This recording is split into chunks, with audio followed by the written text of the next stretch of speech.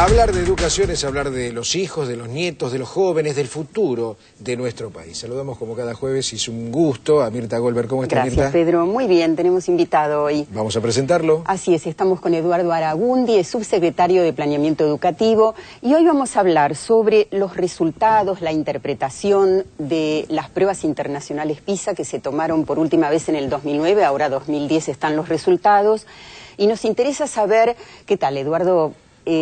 Nos encanta que estés acá porque ha sido una semana en la que se habló mucho de los resultados de las pruebas PISA y con diferentes interpretaciones. ¿Por qué se tomaron solo alumnos de 15 años? Bueno, ese es lo que se llama la población objetivo de la prueba esta PISA. Efectivamente, hay dos tipos de pruebas internacionales. PISA es una que trabaja sobre lo que llaman ellos un corte de edad. Es una edad determinada en la que se evalúan las competencias de esos chicos. ¿Por qué se toma 15 años? Habría que hacer un poquito de historia y decir que estas pruebas surgen en los países de la OCDE, en los países europeos, donde 15 años es la edad de terminalidad de la educación obligatoria para esos países. Claro. Ahora, 15 años en nuestro país, hay distintas maneras de tener 15 años en nuestro país y además en comparación con Europa.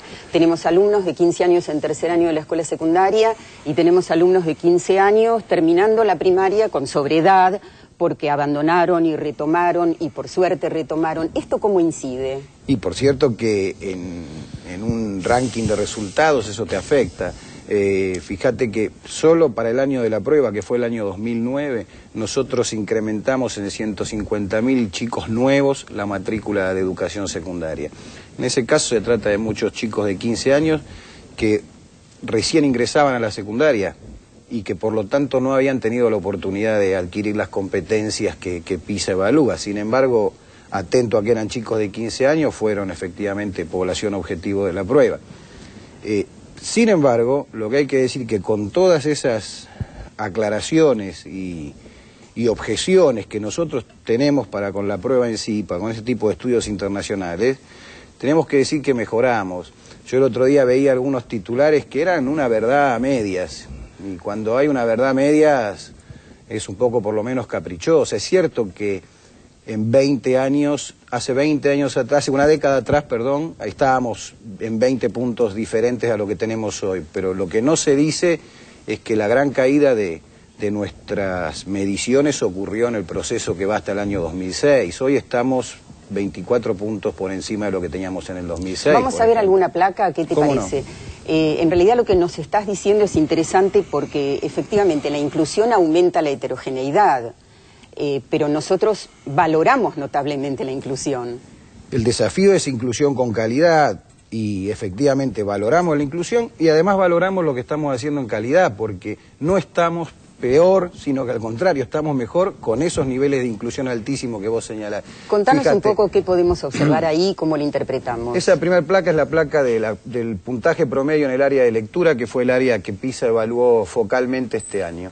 Efectivamente, si vos mirás el punta a punta del 2001 al 2009, tenemos 20 puntos de diferencia. En el 2001 teníamos 418 puntos y en el 2009 tuvimos 398 puntos. Digamos que el promedio, además de Latinoamérica, es 500, ¿no? No, el promedio de la OCDE es 500. El promedio de Latinoamérica es bastante menos. Nosotros estamos, luego de Chile, estamos junto con Brasil y Colombia en el segundo lote de dentro países de los de que participan, de los países que participan. Esto es la otra aclaración. En PISA participamos 65 países, ¿no? Hay 130 y pico de países que no participan de esta prueba. Podemos ver, vimos una placa, pero tenemos, recordemos que esta prueba se toma en lectura, en ciencias y en matemática. Y en matemática. Y en las tres vas a ver el mismo dibujo, la misma B corta, digamos. Fíjate que la gran caída de nuestro nivel se produce entre el año 2001 y el año 2006, es decir, educación post-crisis 2001-2002. A tal punto que 2003 ni participamos. En 2003 no participamos, y no participamos porque no se habían hecho las operaciones y los procedimientos que había que hacer en el 2001 y en el 2002 para participar. Y en todas se ve esa recuperación que estamos mostrando desde el 2006 al 2009. Claro, eso creo que es lo más interesante a resaltar. Ciertamente, por eso te decía, lo que es una media verdad pierde mucha fuerza. Nosotros estamos seguros que estamos mejor, y esto lo muestra, ¿no? Eduardo, ¿le llamó la atención desde Educación la interpretación que le dieron algunos medios sobre el resultado de esta evaluación? Digo, porque fue tan negativa la postura respecto de las pruebas que llama la atención. Aquel Zócalo, por ejemplo, que decía la Argentina en educación a marzo, retroceso. Llama la atención, pero desde algún aspecto no debería llamarnos la atención, pero desde otro sí, porque se juega con una materia muy sensible. Si vos tenés chicos en la escuela y estás haciendo un esfuerzo grande como papá para volver a mandar a tu hijo a la escuela, para volver a hacer que tu hijo tenga condiciones de estudio suficientes y válidas, y de repente te encontrás con que te dicen que la educación en la Argentina está mal, que la educación en la Argentina no mejora. Entonces la primera pregunta que algún despistado puede hacer, y bueno, ¿y entonces para qué multiplicamos tanto el presupuesto educativo? Claro. ¿Para qué pasamos de tener un 3,5% del PBI asignado a educación en 2003 a tener un 6,40% hoy? Si los cambios no existen. No, los cambios existen.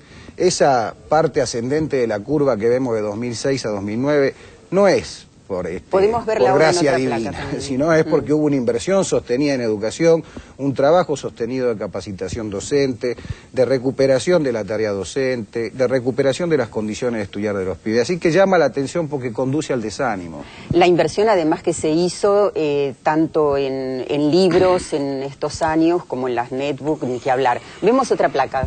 Dale. Tiene que ver con la de ciencia, me parece. Así es. Bueno, ves, mira, en ciencia estamos aún mejor que en el 2001. En ciencia estamos levemente mejor que en el 2001, por supuesto mucho mejor que en el 2006. Y esto no se dijo. Claro. Esto simplemente no se dijo, así que llama la atención, como vos decías. Como si hubiera una intencionalidad. Y sí, se eligen los datos. Nosotros también, nosotros no elegimos datos, hemos mostrado todo, hemos mostrado todo. Ahora, evaluar el aprendizaje, ¿supone también evaluar cómo se enseña? Evaluar el aprendizaje, como vos lo decís, supone evaluar cómo se aprende o qué aprenden los chicos. Efectivamente uno puede hacer una inferencia de cómo aprenden los chicos, qué se enseña, pero digamos que es una inferencia por lo menos un tanto arriesgada. Nadie desconoce que lo que los chicos aprenden está muy de la mano de lo que enseñan los docentes, pero es una inferencia arriesgada sacar conclusiones. Lo que sí te permite evaluar el aprendizaje y concluir la evaluación de aprendizaje es concluir cuestiones de recomendaciones para los docentes, porque cuando vos sí sabés qué aprenden los chicos y cómo los chicos lo aprenden, le podés decir al docente cómo enseñar y cómo enseñarlo mejor. ¿Eso forma parte de las políticas educativas que se diseñan también a partir de resultados? Eso forma parte de las políticas educativas que se diseñan a partir de los resultados de estas evaluaciones, pero particularmente, y ahí quiero hacer otro señalamiento, particularmente en nuestro país, ese trabajo lo podemos hacer muy y muy seriamente con las evaluaciones nacionales. Las evaluaciones internacionales como esta de la que participamos, me lo traía un colega tuyo, me preguntaba, ¿y por qué participamos? Claro, entonces, participamos porque no nos queremos esconder, participamos porque queremos saber, pero realmente... ¿Nos es útil? Tienen poco impacto en el aula, tienen verdaderamente poco impacto en el aula la aplicación de los resultados de estas evaluaciones. Tienen más que ver con otras dinámicas que es en la gestión de políticas y sobre todo con otros tiempos y con otros modos. No te olvides vos que cuando en la Argentina, por ejemplo, o en la región en general, los organismos internacionales proponían y ofrecían créditos para financiar las transformaciones educativas, decían, bueno, a ver, tengamos un mecanismo de control sobre cómo usan estos países los recursos, y un mecanismo de control eran estas evaluaciones internacionales. Eduardo, con un país en crecimiento desde lo económico y desde lo social con inclusión, desde educación, ¿cómo avisoran el 2011? Mira, Pedro, nosotros siempre decimos que hay noticias que han sucedido en este país hay hechos que son noticias terriblemente educativas. La creación de casi 5 millones de puestos de trabajo no es solo una noticia económica, es una noticia educativa. Cuando los papás tienen asegurado el trabajo y tienen las posibilidades de trabajar, mandan a sus chicos al colegio, no hay vueltas. Porque la familia se organiza alrededor de eso. Porque la familia se organiza de otra manera. La asignación universal por hijo es una medida educativa, no tengamos dudas de esto. Los chicos, yo cuento una breve anécdota, y a veces las anécdotas son ilustrativas. Son ilustrativas, aunque no son tal vez el muestrario no son científicas, ¿no? Pero nosotros estábamos haciendo una investigación, un sondeo telefónico, llamarlo investigación sería muy presuntuoso, para ver cómo estaba impactando la asignación universal en las escuelas, si había más chicos en las escuelas. Nos decían que sí, que estaban incorporándose más chicos, pero un día hablando con un director de una escuela rural me dijo, mire, yo no sé si tengo más chicos, lo que sí le puedo asegurar que los chicos que ahora cobran la asignación universal vienen en zapatillas a la escuela. Digo, ahí tenés una medida que es claramente educativa. Un 2011 que nosotros estamos convencidos que vamos a seguir creciendo. Nosotros tenemos que tener este año resultados muy pronto sobre cómo se incrementó la matrícula precisamente gracias a la asignación universal.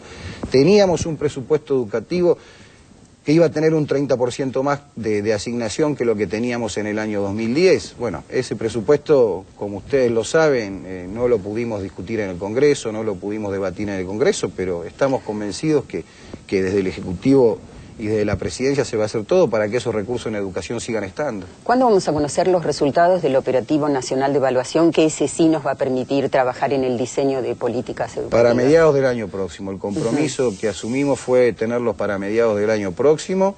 Te acordás vos que es de una envergadura muy importante el operativo. La primera vez en los últimos 10 años que se hace un operativo censal para los estudiantes de quinto año.